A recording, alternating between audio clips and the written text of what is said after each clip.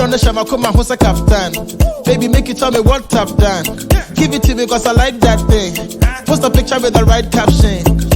You know go please stop dancing. If somebody try, pump action. Aremeyaw, the investigative journalist who has always been in the mask for all this while since my childhood. And I believe many people have never seen his real face before.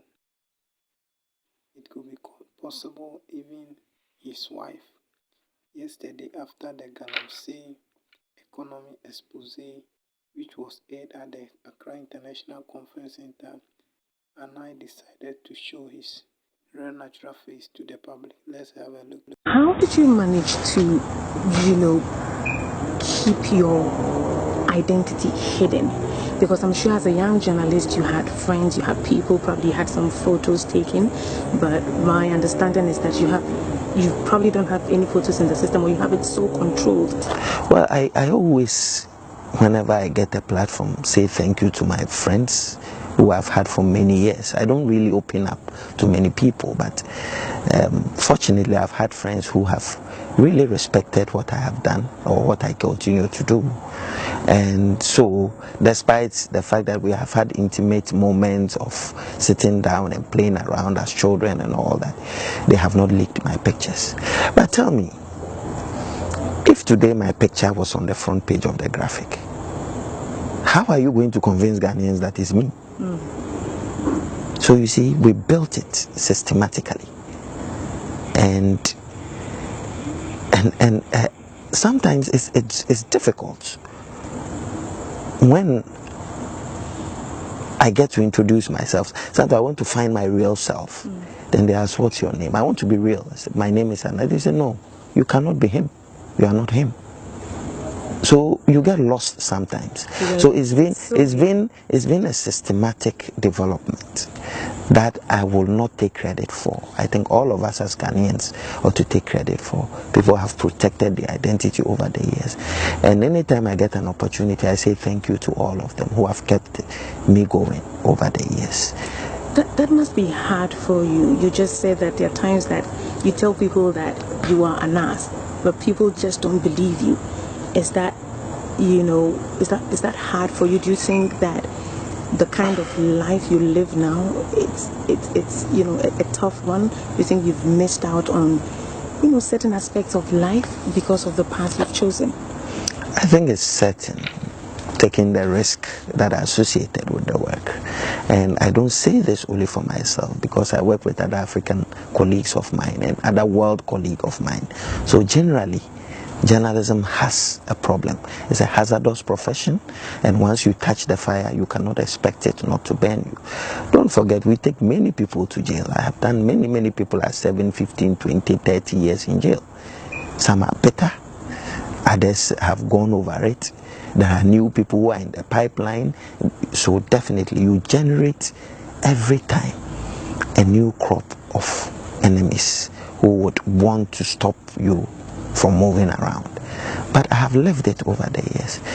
What you ought to know about me is that I love what I do, and I think that's very important. So in spite of the difficulties, I'm not that person who can go out on an ordinary holiday that everybody goes out to have fun and all that. I don't have that luxury. But over the years, I've learned to live it, and I learned and trained under the formidable and energetic hands of Abdul Malik Kwekubaku Jr. of the New Crusading Guide. And all this were part of the training that, hey, if this is the path you are going to choose, you are not going to be ordinary. You're going to lose out and miss out on some of the things. But when they do happen, you take consolation in the fact that at the end of the day, the work you do is able to put a smile on a child who has been trafficked face. It's able to free many people who otherwise, but for your piece of work. First of all, I must put on record that I've triggered the necessary processes, the constitutional processes, that would ensure that if these judges are guilty, they are properly dealt with in accordance with the law. And I had triggered the process.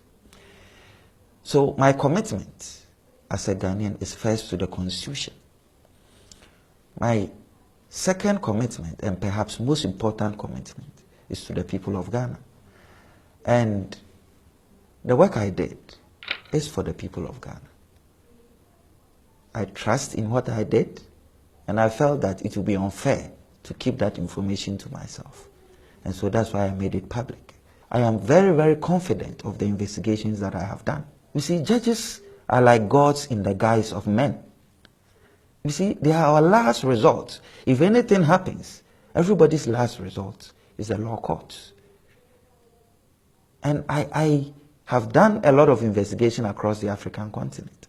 And I think that Africa's bane, the problems you're suffering in Africa, is as a result of the problems you have with our judiciary. And that if we will be courageous enough to stand toe to toe, to investigate some of these issues in our judiciary, I'm sure that Africans can only have a better life. Talking about analysis, this mask you're wearing all the time is become symbolic now in Ghana, where you find a lot of people wearing this mask and saying they are NAS. Can we see your face? Why can't we see your face? Well, I really want to see your face. over the years, I've had this symbol on, and I usually don't take it out because it helps when it comes to my anonymity. Are you ready to see my face? I'm sure we really want to see your face. So I'm going to do it gradually.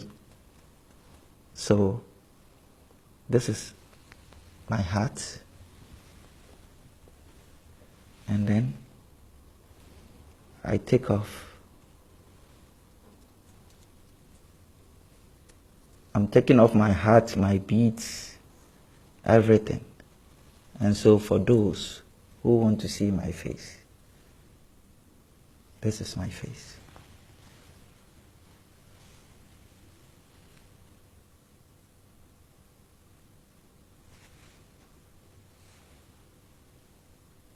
This is a NAS.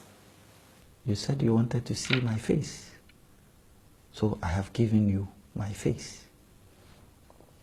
So you see, you never know what you are going to find. For me, the important thing is focus. It's not about masking us. It's about all of us putting our hands together and ensuring that we have a better continent. I think that anonymity has always been my secret weapon, and I have always used it to the benefit of society.